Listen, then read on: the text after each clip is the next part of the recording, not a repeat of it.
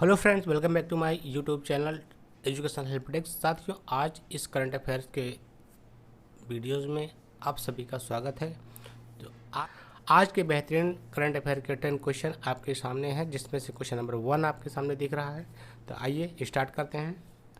तो question number 1 है, अंतर्राष्ट्रीय मुद्रा कोष ने किस भारतीय को एशिया और प्रशांत विभाग के नए निदेशक के रूप में नियुक्त किया है? जिसका सही आंसर हो जाएगा डी, कृष्ण श्रीनिवासन।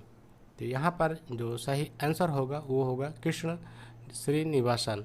विकल्प आप अगर देखें तो डी यही है, कृष्ण श्रीनिवासन।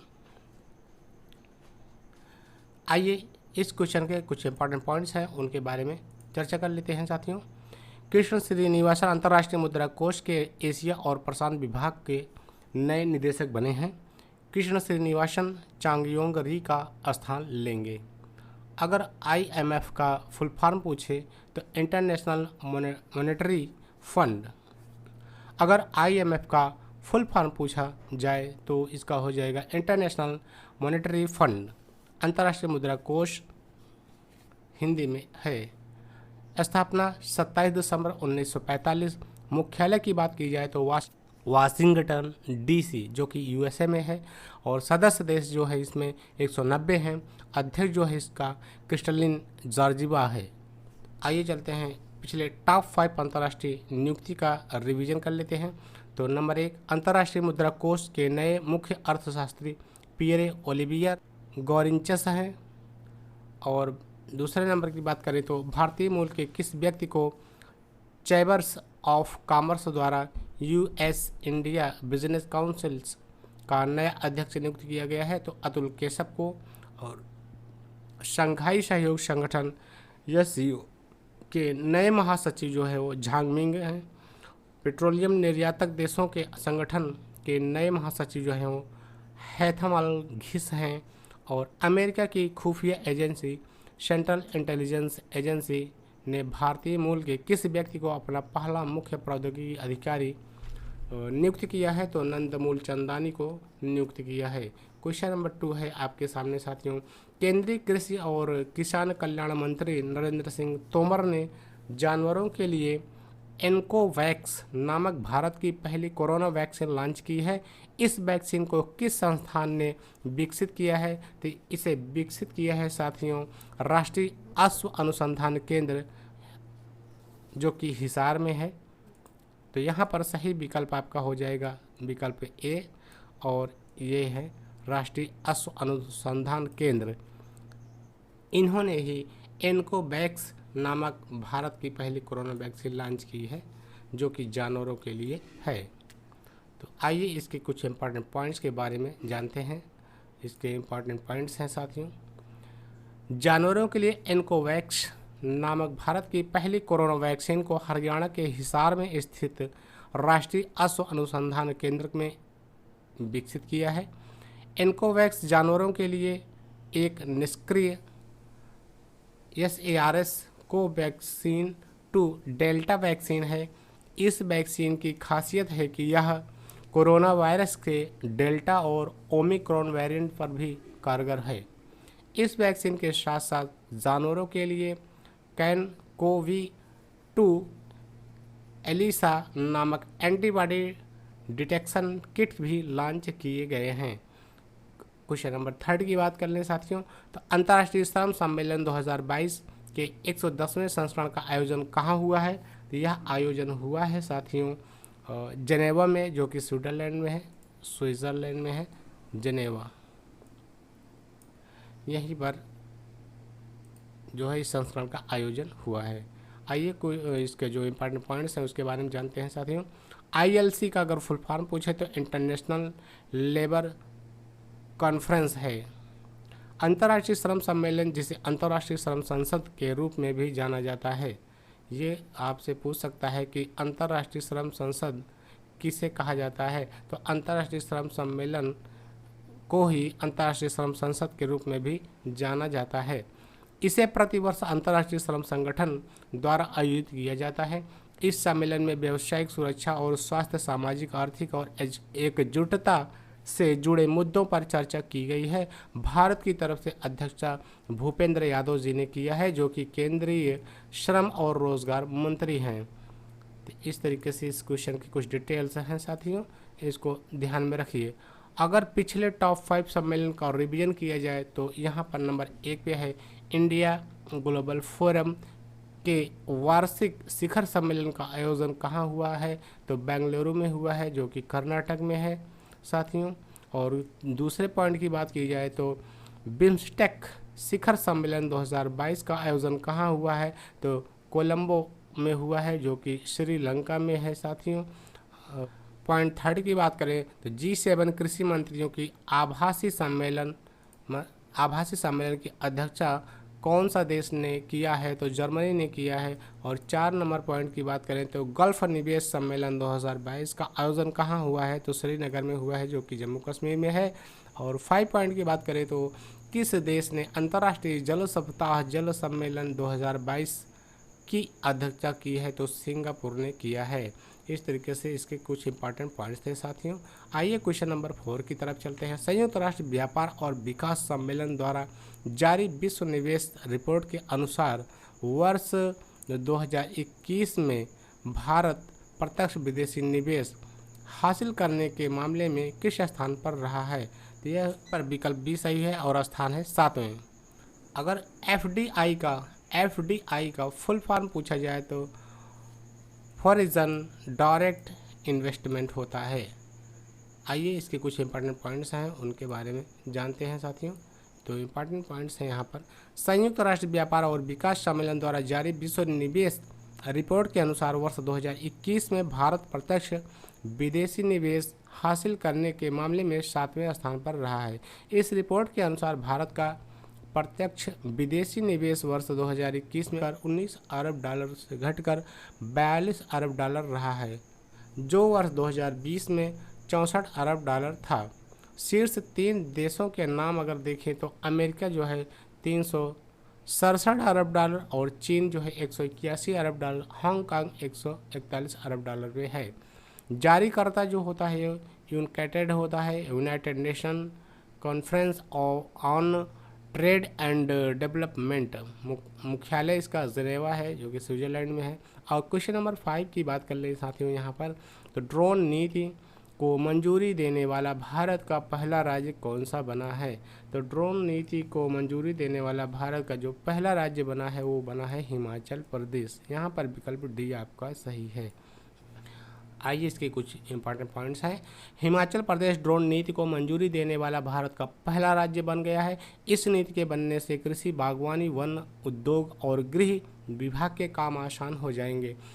इस नई नीति के तहत हिमाचल सरकार लाखों किसानों और बागवानों को ड्रोन खरीदने के लिए 10 लाख रुपए तक का ऋण भी देगी। पिछले टॉप 5 भारत का पहला से जुड़े प्रश्नों का रिवीजन करें तो भारत का पहला वायुसेना विरासत केंद्र कहाँ बनाया जाएगा, तो चंडीगढ़ में बनाया जाएगा साथियों, चंडीगढ़ में। भारत का पहला और एशिया का सबसे बड़ा तरल दर्पण दूरबीन कहाँ स्थापित किया गया है, तो उत्तराखंड में स्थापित किया गया है। मैंने पहले भी इस क्वेश्चन को लाया है कई बार, ये बहुत ही इम्पोर्टेंट हो गया है इस दौर में। ऑक्सीजन के बिना माउंट एवरेस्ट पर चढ़ाई करने वाली पहली भारतीय महिला कौन बनी है, तो पियाली बसाक बनी है। इसको याद कर लीजिए, ये बहुत ही इम्पोर्टेंट क्वेश्चन है। इस तरीके से साथियों ये क्वेश्चन है, क्वेश्चन के पॉइंट्स हैं। और अगला पॉइंट है 4, राष्ट्रीय ई विधान एप्लीकेशन कार्यक्रम के माध्यम से पेपरलेस मोड में विधानसभा सत्र आयोजित करने वाला भारत का पहला राज्य कौन सा बना है, तो नागालैंड बन गया है साथियों। 5 पॉइंट की बात करें तो फसल विविधीकरण सूचकांक शुरू करने वाला भारत का पहला राज्य कौन सा बना है, तो तेलंगाना बना है। विविधीकरण सूचकांक इसको कौन शुरुआत किया है, तेलंगाना ने शुरुआत किया है। आइए चलते हैं क्वेश्चन नंबर नेक्स्ट की तरफ। तो क्वेश्चन नंबर नेक्स्ट 6 है आपके सामने। फोटो शेयरिंग ऐप इंस्टाग्राम पर 200 मिलियन फॉलोअर्स तक पहुंचने वाले पहले भारतीय और दुनिया के पहले क्रिकेटर कौन बने हैं तो यहाँ पर विराट कोहली बने हैं साथियों, विराट कोहली। और विकल्प की बात करें तो विकल्प ए सही है। वैसे भी देखिए तो नरेंद्र मोदी जी हमारे प्रधानमंत्री जी हैं, अमिताभ बच्चन हमारे जो हीरोज हैं, अक्षय कुमार हीरोज हैं, तो ये हो नहीं सकते, ये हो नहीं सकते, ये हो नहीं सकते, तो कौन हो जाएंगे? विराट कोहली जी हो जाएंगे। ये हैं विराट कोहली। तो इसके इम्पॉर्टेंट पॉइंट्स हैं, उसके बारे में आइए जानते हैं साथियों। भारतीय क्रिकेटर विराट कोहली इंस्टाग्राम पर 200 मिलियन फॉलोअर्स तक पहुंचने वाले पहले भारतीय और दुनिया के पहले क्रिकेटर बन गए हैं। इंस्टाग्राम की बात कर लें तो इंस्टाग्राम को 6 अक्टूबर 2010 में लॉन्च किया गया था और इंस्टाग्राम के वर्तमान ओनर हैं मेटा जो हैं वो ओनर हैं इंस्टाग्राम के। और फाउंडर की बात करें तो केविन सिस्ट्रॉम हैं। फाउंडर कौन है? केविन सिस्ट्रॉम है। और ओनर कौन है? तो मेटा है। फाउंडर कौन है? केविन सिस्ट्रॉम है। इन चीज़ों को ध्यान में रखिए और ये पूछ सकता है, इम्पॉर्टेंट क्वेश्चन बनता है। अगला क्वेश्चन है साथियों, क्वेश्चन नंबर 7, सूफी महोत्सव 2022। सूफी महोत्सव 2022 कहाँ शुरू हुआ है? तो सूफी महोत्सव 2022 जो है वो शुरू हुआ है जम्मू कश्मीर में। ये विकल्प यहाँ डी सही हो जाएगा। जम्मू कश्मीर को आप याद रखिए, जम्मू कश्मीर में सूफी महोत्सव 2022 स्टार्ट किया गया था। यहाँ पे सूफी महोत्सव मनाया जा रहा है। आइए इसके इम्पॉर्टेंट पॉइंट्स हैं उसके बारे में चर्चा कर लेते हैं। केंद्र शासित प्रदेश जम्मू कश्मीर में पर्यटन विभाग द्वारा आयोजित सूफी महोत्सव 2022 का उद्घाटन श्रीनगर में शेरे कश्मीर इंटरनेशनल कन्वेंशन सेंटर ने किया है। इस महोत्सव को मनाने का उद्देश्य कश्मीर घाटी में सूफियों और ऋषियों की शिक्षाओं को उजागर करना और उनका प्रचार करना है। तो इस तरीके से क्वेश्चन का मेन पॉइंट रहा। क्वेश्चन नंबर 8 है, भारत ब्रिटेन सांस्कृतिक platform India UK together culture season के नए एम्बेसडर कौन बने हैं? तो ये एम्बेसडर जो बने हैं वो बने हैं AR रहमान जी बने हैं, AR रहमान। विकल्प यहाँ बात करें तो विकल्प सी है, AR रहमान। आइए इसके भी कुछ इम्पॉर्टेंट पॉइंट्स हैं उनको देख लेते हैं साथियों। तो संगीतकार AR रहमान, ये संगीतकार ही हैं, संगीतकार AR रहमान भारत ब्रिटेन सांस्कृतिक platform Indian UK together culture seasons के नए एम्बेसडर बने हैं, जिसका उद्देश्य उभरते कलाकारों के बीच संबंधों को बढ़ावा देना है। पिछले टॉप 5 ब्रांड एम्बेसडर का रिवीजन करें तो हैवेल्स इंडिया के उपभोक्ता सामान ब्रांड लॉयड के नए ब्रांड एम्बेसडर सौरभ गांगुली जी बने हैं। उपभोक्ता स्वास्थ्य सेवा ऐप फर्म एजी के नए ब्रांड एम्बेसडर आमिर खान जी बने हैं।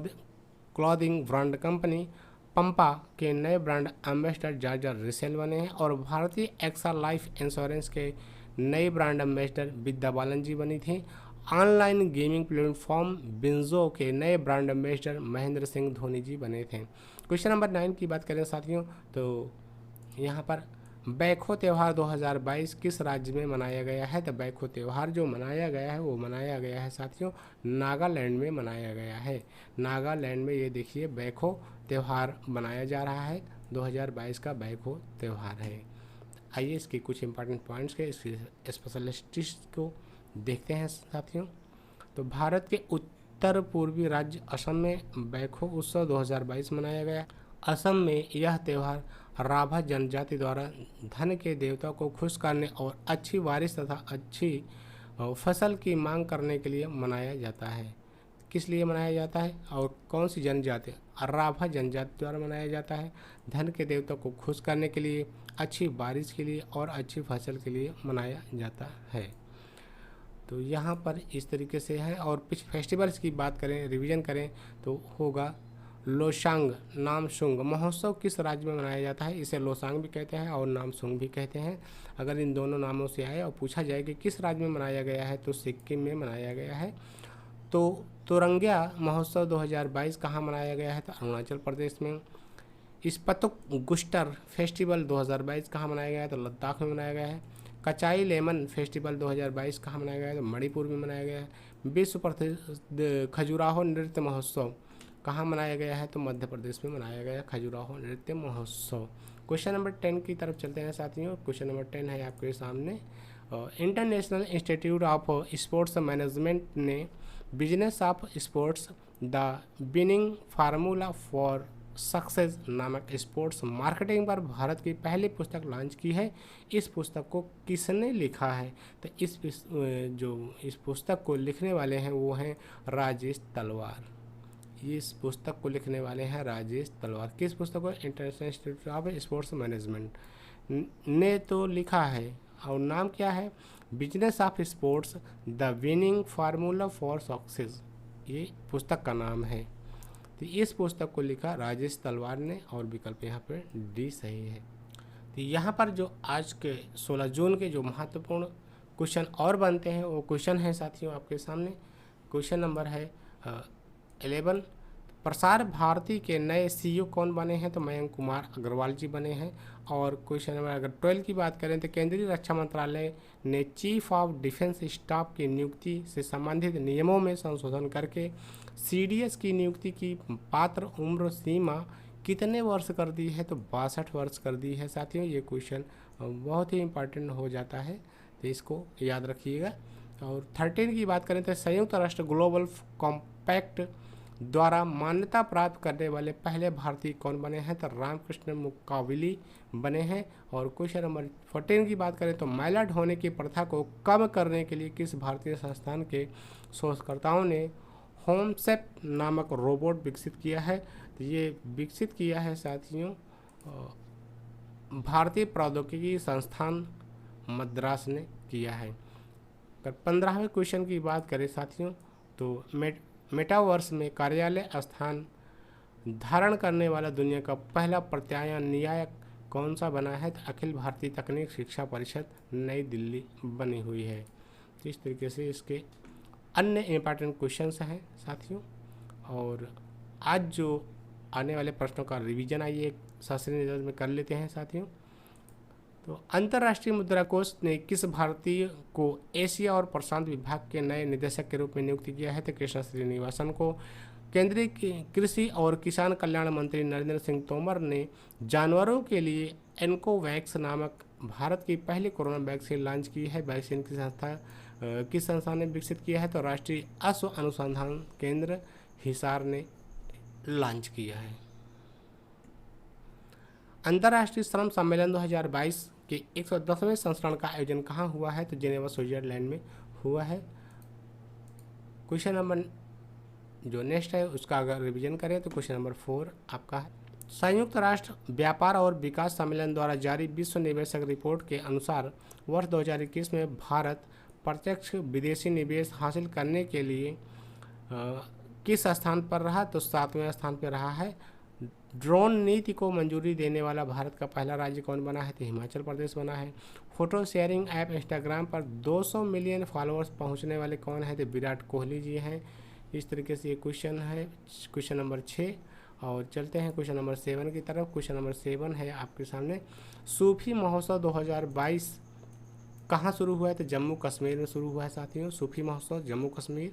भारत ब्रिटेन संस्कृति platform India UK together culture season के नए एम्बेसडर कौन बने हैं? तो AR रहमान जी बने हैं। बैखो त्यौहार कहाँ पे मनाया गया है? तो बैखो त्यौहार जो मनाया गया है वो असम में मनाया गया है। International institute of sports management ने business of sports the winning formula for success नामक पुस्तक कौन लिखा है? तो विनीत कार्णिक ने लिखा है। अब क्वेश्चन नंबर नेक्स्ट है आपके सामने साथियों, प्रसार भारती के नए सीईओ कौन बने हैं? तो मयंक कुमार जी बने हैं, मयंक कुमार अग्रवाल जी। और क्वेश्चन नंबर 12 की बात करें तो केंद्रीय रक्षा मंत्रालय ने चीफ ऑफ डिफेंस स्टाफ की नियुक्ति से संबंधित नियमों में संशोधन करके सीडीएस की नियुक्ति की जो पात्र उम्र सीमा है वो कितने वर्ष कर दी है? तो 62 वर्ष कर दी है। ये क्वेश्चन पूछा जा सकता है। संयुक्त राष्ट्र ग्लोबल कॉम्पैक्ट द्वारा मान्यता प्राप्त करने वाले पहले भारतीय कौन बने हैं? तो रामकृष्ण मुकाविली बने हैं। और महिला ढोने की प्रथा को कम करने के लिए होमोसेप नामक जो रोबोट बनाया गया है वो बनाया गया है IIT मद्रास के द्वारा, भारतीय प्रौद्योगिकी संस्थान द्वारा बनाया गया है। क्वेश्चन नंबर नेक्स्ट है आपके सामने, मेटावर्स में कार्यालय स्थल धारण करने वाला दुनिया का पहला प्रत्यायन कौन सा बना है? अखिल भारतीय तकनीक शिक्षा परिषद नई दिल्ली बनी हुई। तो आज का जो डेली स्टैटिक जीके है, आइए उसकी भी चर्चा कर लेते हैं। ये एकदम बढ़िया सा डोज है, कैप्सूल है आपके लिए। तो आइए इस कैप्सूल को खाया जाए और जो है आज का जो स्टैटिक जीके है उसके क्वेश्चनों को जाना जाए। थोड़े उससे कहा जाता है कि साथियों घड़ा भर जाता है, तो ये वही बूंद है, इससे एक घड़ा भर जाएगा और आपको जो है सफलता दिलाएगी। पाकिस्तान अधिकृत कश्मीर और श्रीनगर को कौन सा दर्रा जोड़ता है? तो बुर्जिला दर्रा जोड़ता है। और लोदी वंश का संस्थापक कौन था? तो बहलोल लोदी था। मनुष्य में गुणसूत्रों की संख्या कितनी होती है साथियों? जो 46 होती है, 23 जोड़ी, 46 होते हैं टोटल। जोड़ी पूछे तो 23 और फुटकर में पूछे तो 46, इसको याद रखिए। ग्रैमी पुरस्कार का संबंध किस क्षेत्र से है? तो संगीत क्षेत्र से है। दक्षिणी अंडमान और छोटा अंडमान किसके द्वारा अलग होता है? तो डंकन पैसेज मार्ग द्वारा अलग होता है। भारत का भूगोल नामक पुस्तक किसने लिखी थी? तो टालमी ने लिखी थी। ये बहुत ही इंपॉर्टेंट क्वेश्चन है साथियों, हमेशा पूछे गए हैं, पूछे जाते रहते हैं। बहुत जान लीजिए कि एक एक क्वेश्चन चुन के आप लोगों के लिए लाया जाता है, जो यही सोच के लाते हैं, यही सोच के मेहनत होती है कि आपको एक क्वेश्चन एक नंबर सफलता दिला सकती है। तो वो क्वेश्चन यही हो सकता है। 7 नंबर की बात करें तो पेट्रोलियम की गुणवत्ता किससे प्रदर्शित की जाती है? तो ऑक्टेन नंबर से। पेट्रोलियम की गुणवत्ता ऑक्टेन नंबर से प्रदर्शित होता है। सूर्य में कौन सा तत्व सर्वाधिक मात्रा में पाया जाता है? तो हाइड्रोजन पाया जाता है। सूर्य में कौन सा तत्व सर्वाधिक मात्रा में पाया जाता है? हाइड्रोजन। भारत का मानक समय ग्रीनविच समय जीएमटी से कितना आगे है? भारत का जो मानक समय है ग्रीनविच समय से कितना आगे है? तो 5 घंटा 30 मिनट आगे है। 1887 ईस्वी में इंग्लैंड में भारतीय सुधार समिति की स्थापना किसने की है? तो दादा भाई नौरोजी जी ने की है। ये आपके स्टैटिक जीके के क्वेश्चन रहे आज के 10, जो कि बहुत ही इंपॉर्टेंट क्वेश्चन हैं। तो इस तरीके से ये सीरीज आपको कैसे लगी कमेंट करके जरूर बताइएगा साथियों। इसको रिवीजन करके स्टैटिक जीके और करंट अफेयर के क्वेश्चनों को रिवीजन जरूर करिए साथियों। रिवीजन करेंगे तभी आपको याद होगा वही जो याद होगा वही आपके जो है काम आएगा। बाकी ये लिखा पढ़ा कुछ भी काम आपके नहीं आएगा। इसलिए मैं कहता हूँ हमेशा आप रिवीजन ज़रूर किया करिए। तो थैंक यू साथियों, विश्वास है कि आप रिवीजन करेंगे, याद करेंगे और मिलते हैं नेक्स्ट कल के करेंट अफेयर में। तब तक के लिए थैंक यू, बाय बाय।